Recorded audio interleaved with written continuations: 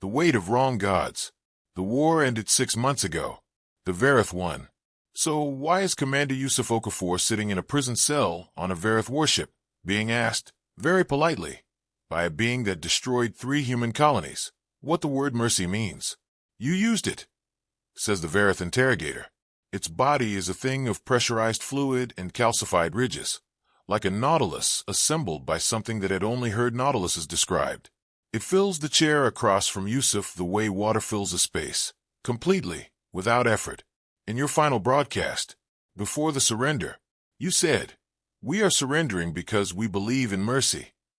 We have reviewed every translation matrix we possess. The word does not resolve." Yusuf stares at it.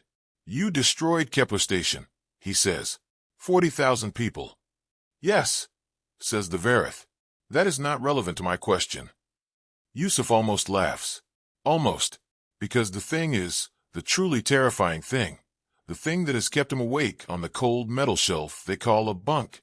The Varreth isn't being cruel. It's being accurate. In its mind, those 2 facts exist in completely separate categories.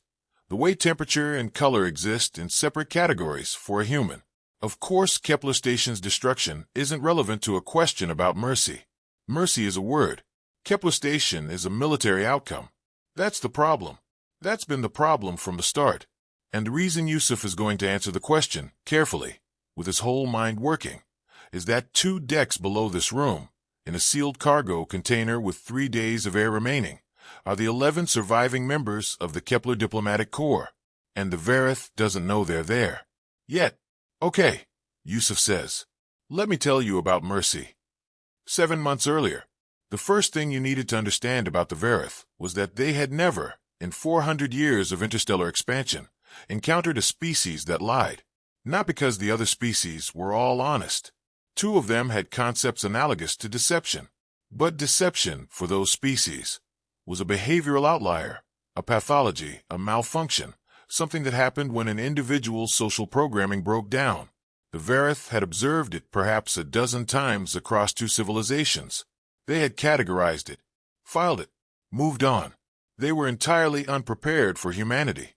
Dr. Priya Subramaniam figured this out in the 14th hour of first contact negotiations, sitting in a pressurized bubble habitat on the moon of a gas giant called Threshold 7, sweating through her diplomatic uniform, while a Varreth envoy cataloged human military capabilities with the cheerful precision of an accountant. "You have 112 warships," said the Varreth. 43 orbital defense platforms. A human soldier requires approximately 6 hours of sleep in every 24-hour period and becomes functionally compromised after 72 hours without it. Your psychological cohesion under sustained bombardment degrades at a predictable rate. "Excuse me," Priya said. The Varreth paused. It had 4 sensory clusters arranged around its upper ridge, and 2 of them rotated toward her simultaneously. This was, she had learned in the 12 hours of briefings before contact, roughly equivalent to a raised eyebrow. "Where did you get those numbers?" she asked. "From your own communications," said the Varreth. "Your civilization has been broadcasting for 211 of your years. We have listened." Priya thought about this for approximately 3 seconds. "All of it," she said. "All of it that we could receive, yes." She thought about the 211 years of radio, television, streaming broadcasts, military communications, intercepted diplomatic cables, 2 centuries of humanity being exactly as loud, chaotic, and occasionally self-destructive as it knew how to be. "I need a 5-minute recess," she said. In the anteroom, she contacted Admiral Yusuf Okafor on the tightest, most encrypted beam the Habitat systems could manage. "They've been listening to us for 200 years, she said. "I know." His voice was flat. "We just figured that out on our end. Their ships are better than ours, Priya. Significantly better. They know our sleep requirements. They know our coffee consumption. They cited it in the preliminary data packet. They seem confused by it. What are our options?" A pause. The kind of pause that meant he'd already run the numbers and didn't like any of them. "Negotiation," he said. "Real negotiation. Not stalling." "They don't negotiate," the briefing said. The briefing said they haven't needed to. That's different. Priya looked through the transparent wall at the Varreth envoy, who was sitting perfectly still in the way only a pressurized fluid body could sit, like a held breath. "They want our space," she said. "They want the corridor between Threshold 7 and the Kepler systems. We're in it. And if we give it to them..." Another pause. "Then we survive." "Probably." She went back in. "I apologize for the interruption," she said. "Apology," said the Varreth. "We have this word. It denotes acknowledgement of error." "Yes, you did not err. You took time to consult your superior. This is logical. Why apologize for logic?" Priya sat down very carefully. "It's social lubrication," she said. 3 of the 4 sensory clusters rotated toward her. "Explain," said the Varreth. And there it was. The first crack. The thing that Priya would later call, in her testimony before the Earth Council, the moment I understood what we were actually dealing with. And it terrified me. Because the Varreth, the species that had cataloged their warships and sleep requirements and coffee consumption, had no concept of saying something that was technically untrue, but socially functional. They had no concept of manners. Not because they were rude, because rudeness required a gap between what you felt and what you said. The Varreth didn't have that gap. They said what was. They cataloged what was. They were what was. 211 years of listening to human broadcasts, and they had learned humanity's inventory without learning humanity's interiority. They knew humans drank coffee. They didn't know why. They knew humans apologized. They didn't know it didn't always mean anything. They knew humans said, "I love you," and "I hate you," and "everything will be fine," without any of those statements being reliably true. They thought language was data. Priya folded her hands on the table. "Let me explain something about humanity," she said. "We lie." The sensory clusters held very still. "We lie constantly," she said. "To each other. To ourselves. When I say I apologize, I might mean it sincerely, or I might be managing a social transaction. When we say everything will be fine, we often know it won't be. When we broadcast our military capabilities in open communications, we are frequently..." She paused. "Let it land. Broadcasting what we want you to think our military capabilities are." Silence. The Varreth's fluid body shifted in a way she hadn't seen before. A slow pressurization around the calcified ridge structure. She would later learn this was the Varreth equivalent of going pale. "Your communications," the Varreth said slowly. "Your 211 years of communications." "Some of it is true," Priya said pleasantly. "We're genuinely confused about which parts, on our end. You'd have the same problem on yours." The Varreth envoy said nothing for 43 seconds. She counted. "We need," it said finally, "to recalculate." The war started anyway. This surprised no one who understood the Varreth, and surprised everyone who had watched that first meeting and believed, as Priya had briefly believed, that maybe this was the angle. Maybe this was the thing. But the Varreth recalculated, and what they found was this. Humanity had lied about some things, but the warships were real. The orbital platforms were real. The soldiers and their 72-hour cognitive threshold were, inconveniently, also real. And the corridor was still valuable. And the Varreth had never, in 400 years, ceded valuable space to a species they'd already beaten the arithmetic on. The first strike came 6 months after first contact. Kepler Station. 40,000 people, primarily civilian, because the Varreth didn't distinguish between civilian and military targets, not out of cruelty, but because the distinction, to them, was arbitrary. If a population supported a military, the population was the military. Priya heard about it in an evacuation shuttle with 43 other diplomats, already running. She thought, "We told them we lie, and they still couldn't account for us. What does that mean?" She didn't know yet. Yusuf had been a Navy commander for 11 years before the war, which meant he'd spent 11 years preparing for a conflict with other humans, who shared his cognitive architecture, his sleep requirements, his basic decision-making frameworks, his lies. He spent the first 3 months of the Varreth War doing the thing that humans called losing, and doing it faster than anyone had predicted. Not because the Varreth ships were more powerful, they were. Not because the Varreth had better intelligence, they did, though human deception had dented it. Because the Varreth were fast. Not physically fast. Computationally fast. The Varreth processed incoming information and made tactical decisions at a rate roughly 4 times beyond human commanders. Where a human battle group needed 11 minutes to assess, communicate, and respond, the Varreth needed 3. Yusuf lost the Battle of Threshold 7 in 40 minutes. He lost the Battle of Kepler Approaches in 22. He retreated from the Henley Corridor in 8, which was, his tactical officer noted bitterly, a kind of record. The Earth Council met an emergency session and gave him more ships, which he then lost at a slightly slower rate, which the Council seemed to consider progress. He sat in his cabin after Henley and looked at a tactical display and thought about the Varreth's computational speed. 4 times faster. They were always 4 times faster. He couldn't change that. He couldn't give humans a faster decision loop. But humans, and this was the thing. This was the thing he kept turning over. Humans had been operating at human speed for 200,000 years, and they'd built civilization anyway. They'd built civilization despite their computational limitations. They'd built civilization on the back of a trait so inefficient it shouldn't have worked. They talked to each other. They told each other stories about what was happening. They built shared understanding through conversation. And yes, that was slow. And yes, it was riddled with misunderstanding and error and emotion. But it meant that when a human unit made a decision, that decision was loaded. It carried context, history, the particular texture of why this specific group of people, in this specific moment, with their specific fears and specific memories, was choosing to do this particular thing. Varreth decisions were optimal. Human decisions were meaningful. And meaning, Yusuf had started to suspect, was load-bearing in ways that pure optimality was not. He called his senior staff in. "I want to do something that's going to sound insane," he said. His tactical officer, Lieutenant Commander Fatima Nakamura, looked at him with the expression she'd been wearing since Henley. The one that said, "How insane are we talking exactly?" "The Varreth are always 4 minutes ahead of us," he said.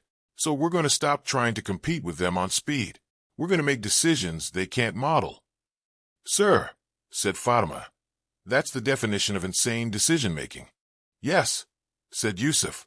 "Specifically, we're going to make decisions that are demonstrably bad, for reasons we will refuse to explain, and see if the Varreth's tactical modeling can account for human irrationality when the irrationality has internal logic they don't have access to." The room was quiet. "We lied to them before the war," he said, "and it worked briefly, because they didn't know we lied.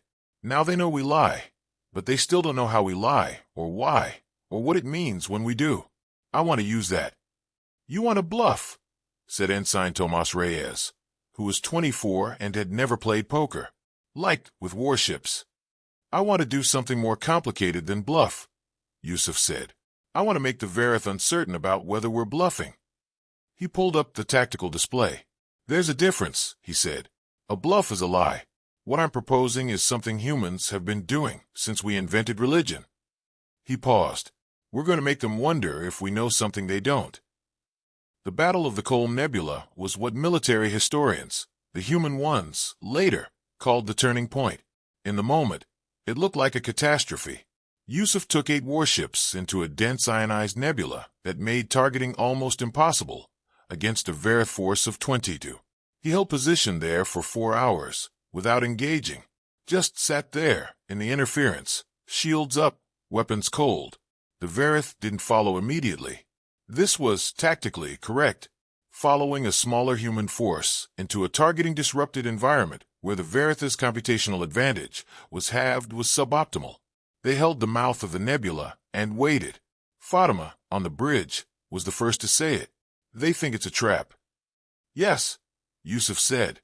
"Is it a trap?" Yusuf looked at the display. 8 ships, 22 ships, an ionized cloud that would screw up both sides' weapons lock. "What would you need," he said, "for this to be a trap?" Fatima thought about it. "A third force, coming in behind them while we hold their attention." "We don't have a third force." "I know.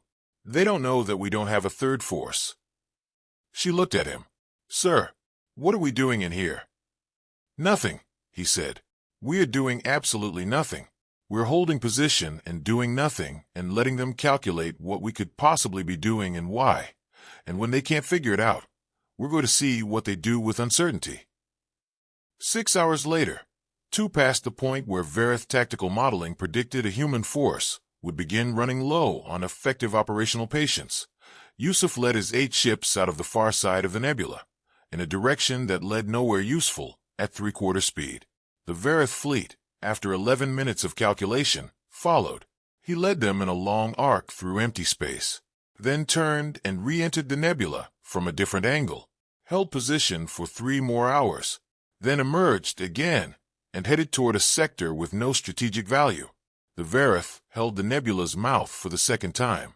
Yusuf's comm officer, Specialist Karim El-Amin, started laughing in the middle of the 4th hour, just quietly, incredulously laughing, in the way humans laugh when they can't believe something is working. "They think we know something," Karim said. "They think we have information they don't have about this area of space." "The human ships keep returning to this location," Fatima said, reading the tactical analysis. "From the Varreth perspective, this location must be significant. And they can't rule it out," Yusuf said, "because they don't know why we lie. They know we're capable of it. They don't know whether this is irrational behavior, or a rational behavior they haven't modeled yet." "What is this?" Tomas asked. Yusuf looked at him. "This," he said, "is us buying time for the diplomatic corps to reach Varreth High Command." "A beat. That's it." Tomas said. "That's the plan. We're confusing them to death while the diplomats try to talk." "That's the plan," Yusuf confirmed. "I joined the military," Tomas said, "to no one in particular, and somehow I ended up in a very complicated piece of performance art."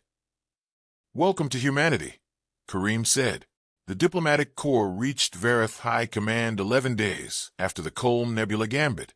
Priya led them. 43 people in 3 shuttles, under a flag that the Varreth technically didn't recognize as a flag of negotiation because they didn't have flags of negotiation. They had either war or agreement, and there was no formal category in between. She transmitted the word mercy on repeat for 6 hours before anyone acknowledged it. Then a Varreth vessel pulled alongside, and a voice said, "This word does not resolve in our translation matrix." "I know," Priya said. "That's why I'm here." They docked.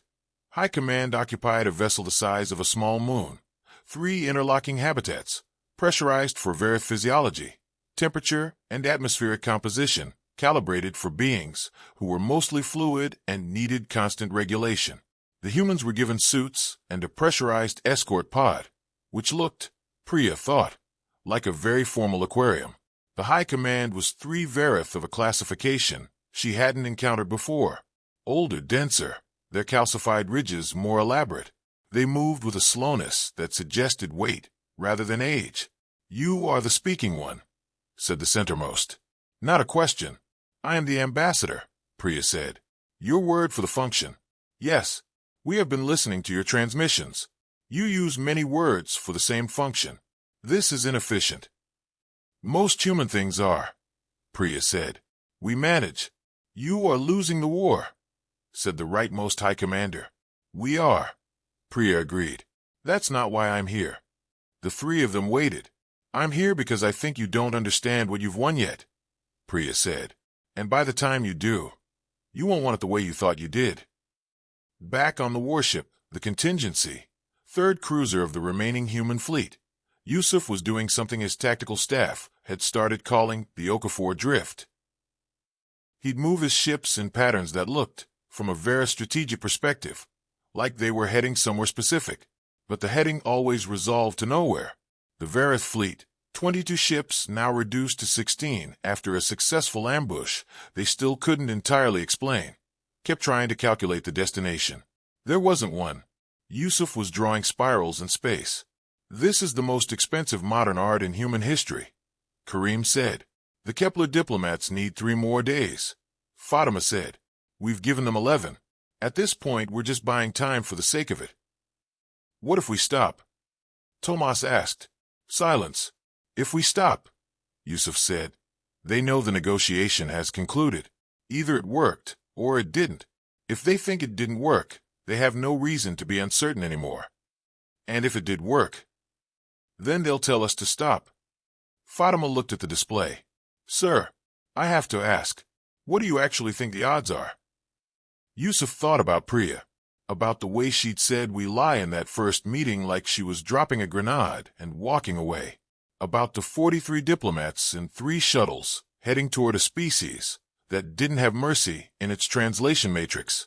I think, he said carefully, that the Varreth have spent 400 years expanding across space with perfect logic and zero understanding of why humans do things. I think that's a gap, and I think Priya Subramaniam has been studying that gap for 30 years. He paused. I think the odds are better than they should be. Kareem let out a breath. That's either inspiring or terrible. Yes, Yusuf said. Here is what Priya said to Varreth High Command. Over 6 hours of pressurized, suited conversation, in an aquarium escort pod that smelled like recycled oxygen and fear. She said, mercy is not a tactical position. It is an agreement about what we are to each other. She said, you can have the corridor. You can have the space.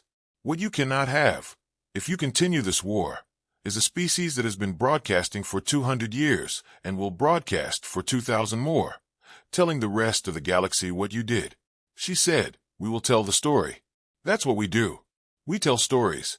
And we are very, very good at making sure that stories persist. The High Command listened to this for a long time. Then the centermost said, you cannot transmit if you are defeated. We can transmit from very far away, Priya said. We've been doing it for 2 centuries. We're also very good at hiding transmitters in things that don't look like transmitters. A pause. This is a threat. It's a fact, Priya said. The threat is more interesting. The threat is this. If you end this war now, we will tell a different story. We will broadcast for 1,000 years the story of a species that didn't have to stop, but did. That looked at an enemy and chose something other than completion. She paused. Mercy.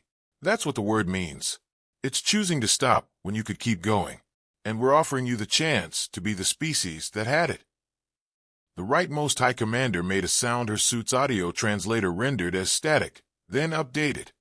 No existing translation, probable emotional marker, category, unexpected complexity. You are trying to make us want to be something, said the leftmost High Commander. This was the first time it had spoken.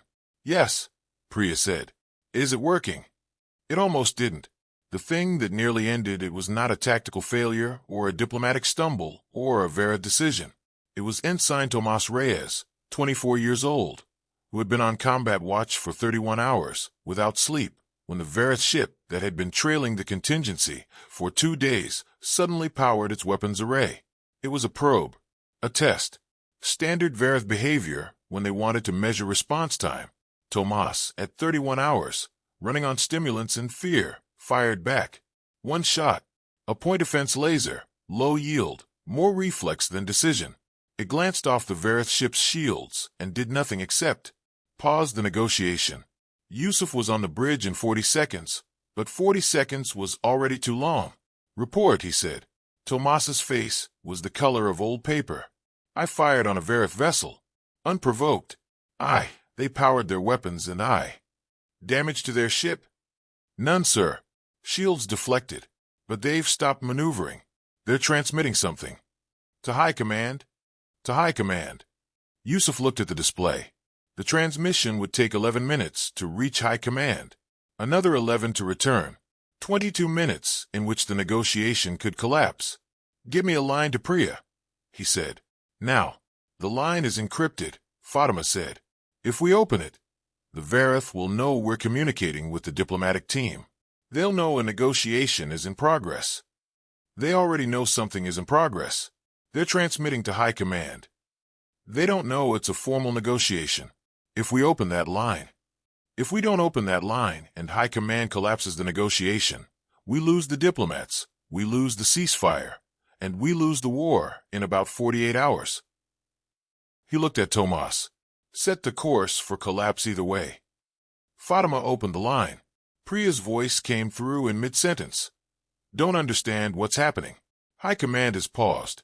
They're receiving something. One of my people fired a point-defense laser at a trailing Varreth ship, Yusuf said. Sleep deprivation. The shot didn't land, but... Oh God, Priya said. Can you manage it on your end? A pause. I don't know. There, wait. Her voice shifted. Something in the audio feed. A Varreth sound translated as query. Human unit discharged weapon at Varreth vessel. Purpose unknown. Silence. Then Priya's voice steady, saying into the Varreth audio, I have an explanation. Another silence. Then explain. The human soldier who fired has been awake for more than 30 hours, Priya said. At that point, human cognition degrades. The decision was not a tactical decision. It was a reflex. Humans have reflexes that fire before conscious thought. We cannot fully control them. This is a documented limitation of our biology. A pause that stretched. You are saying, said the high command voice, that your soldier's action was outside the chain of command. I'm saying it was inside biology, Priya said, and that's the most honest thing I can tell you. Long silence. This is, said the high commander, and then there was a sound that her translator had never encountered before, and rendered as, UNTRANSLTBLE, probable complex emotional state. This is, the high commander said again, an astonishing species. And the negotiation did not collapse. What happened in the next 14 hours was not a negotiation in any formal sense. The Varreth didn't have the framework for it.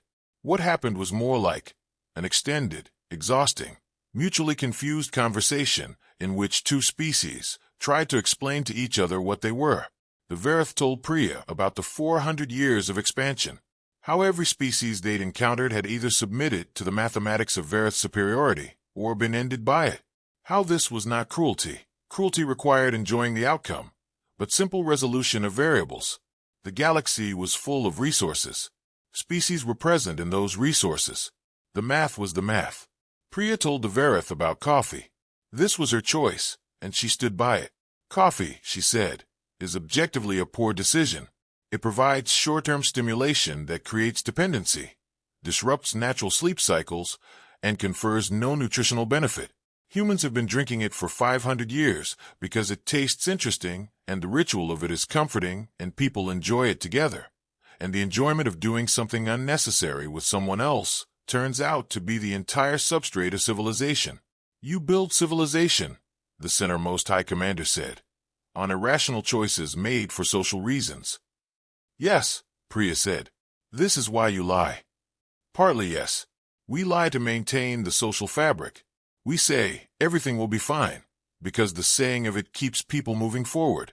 We say, I'm fine, when we aren't because admitting damage can be structurally destabilizing. The lie serves the community. This is, said the high commander, and now her translator had updated with a new category. Cognitive reorientation, major. Not what we understood when we listened to your communications. What did you understand? Malfunction. We understood that human communication was corrupted by inaccuracy. We believed this was a structural weakness. It is a structural weakness, Priya said. It is also the reason we're still here, talking to you, despite losing the war. Silence. Because a species with accurate information, she said, would have calculated their odds, found them unacceptable, and surrendered completely. We didn't surrender completely. We sent 43 people in 3 shuttles, with one word that didn't exist in your translation matrix, because at some level, we still believed the story wasn't over. She paused. That's what mercy means. Believing the story isn't over. The ceasefire terms were, by any objective measurement, terrible for humanity. The Varreth got the corridor. 3 systems, 2 of them inhabited, had to be evacuated, 4 million people relocated in 18 months. The orbital platforms at Kepler approaches were decommissioned. Human warships were not permitted within 40 light minutes of the Varreth boundary. Priya signed the document, a digital transfer, because the Varreth didn't have paper, and felt simultaneously the weight of everything it gave away and the impossible lightness of everyone still alive because of it. She transmitted the ceasefire terms to the contingency on the open channel, because there was no longer any reason to hide that they'd been in contact. Yusuf received it on the bridge, with his senior staff around him. We lost, Tomas said. He wasn't being dramatic. He was stating the facts. Yeah, Yusuf said. We gave them 3 systems. Yeah, we decommissioned the platforms. Yeah, Tomas looked at the terms. Can I ask something, sir? Go ahead. Was any of this worth it? The nebula thing, the spirals, the performance art, all the time we bought. Yusuf thought about 43 diplomats and 3 shuttles, about Priya dropping Mercy into a translation matrix that had no room for it and watching it cause a reboot, about Tomas himself, sleep-deprived and frightened, firing a point-defense laser that somehow, insanely, hadn't ended the negotiation but had instead provided evidence for the most important argument Priya made. Ask Fatima, he said. Fatima was reading something on a secondary screen, her expression unreadable. She looked up when they both looked at her. I've been reading the ceasefire document, she said. And, Clause 12, she said, subsection C. In recognition of the species designation humanity and the complexity of said species' cognitive and social architecture, the Varreth Expansionary Council agrees to establish a formal research compact. She paused. They want to study us. A beat. They want to understand why we do things, she said. They've been listening for 200 years, and they still don't get it. And now they want to formally dedicate resources to figuring it out. She put the screen down. We're not a conquest anymore. We're a question they can't resolve. Kareem made a sound that was almost a laugh. We confused them into curiosity. We're their coffee now, Tomas said, and then looked immediately baffled by his own sentence. Which brings us back. 6 months after the ceasefire. A Varreth warship. A prison cell that is not actually a prison cell, but is the only Varreth space that can be comfortably pressurized for a human body. And a Varreth interrogator. Not an interrogator, actually, researcher. But the distinction required more Varreth vocabulary than had been translated yet. Yusuf is here because he volunteered. The research compact requires human participants. People willing to be asked questions about language, decision-making, emotional architecture, the gap between what humans say and what humans mean. Priya is doing it in one part of the ship. Tomas, now rested and somewhat less traumatized, is doing it in another. Yusuf is doing it in a room that looks like a cell, across from a being that looks like a nautilus assembled by something working from a description that has just asked him what the word mercy means. And Yusuf has been telling it about mercy. And now he's getting to the end. So, the Varreth researcher says, its sensory clusters are all for facing him, which he's learned means something like maximum attention. Mercy is choosing to stop when you could continue. Choosing survival, the other survival, over completion. Yes, Yusuf says, but it also means believing the story is not over. Yes, this is 2 separate functions in one word. We do that a lot, Yusuf says. One word, many functions. We're very efficient with packaging. One of the sensory clusters does something that might be amusement. Your species, the researcher says, is the most complicated variable we have encountered in 400 years of calculation. Is that a compliment? It is a fact. I am not certain it is a compliment. A pause. I have been assigned to understand you. I have been studying you for 6 of your months. I would like to present a preliminary conclusion. Go ahead. Your species does not process the world accurately. You distort information through emotion, social obligation, and narrative preference. This produces decisions that are, by our metrics, suboptimal. Also a fact, Yusuf agrees. And yet, the researcher's fluid body shifts. And yet you are here. You sent 43 individuals and 3 shuttles, with one word that did not exist in our translation matrix. You drew spirals in empty space for 11 days. Your soldier fired a weapon at us in the middle of your negotiation, and the firing itself became evidence for your negotiator's argument. The researcher pauses. You are extraordinarily bad at this, and you survived anyway. Yeah, Yusuf says. I have been trying to calculate, the researcher says slowly, whether your survival was despite your irrationality, or because of it. Yusuf looks at the being across the table from him. 400 years old, in expansion terms. A species that had looked at the galaxy like an equation and solved it systematically, and now sat across from a human who'd drawn spirals in space for 11 days, trying to figure out what coffee meant. What did you conclude? He asks. I have not concluded, the researcher says. I am still calculating. Yusuf smiles. He can't help it. That, he says, is the most human thing you've ever said. A very long pause. I need, the Varreth researcher says, in a tone Yusuf has never heard from them before, something slower, something that the translator renders, with a note he's also never seen. Probable self-reflection. To add this conversation to my data set. I'll be here, Yusuf says. Yes, says the researcher. I have been told humans often say that. A pause. I think I am beginning to understand what it means. 2 decks below the room, in a sealed cargo container, with now approximately 19 hours of air remaining, the 11 surviving members of the Kepler diplomatic corps that the Varreth doesn't know about are sound asleep. Priya Subramaniam had put them there herself, 8 days ago, in a cargo container modified with CO2 scrubbers and a rolling sleep schedule, because she wanted a backup, a last resort. 11 people who could, if the negotiation collapsed completely, emerge and try again. Who could, if this whole experiment went wrong, at least testify to what had been tried. Who were there not because they were needed, but because Priya understood something the Varreth was still calculating. Humans don't stop building in redundancy just because they've survived. They build the backup even after the backup isn't needed anymore.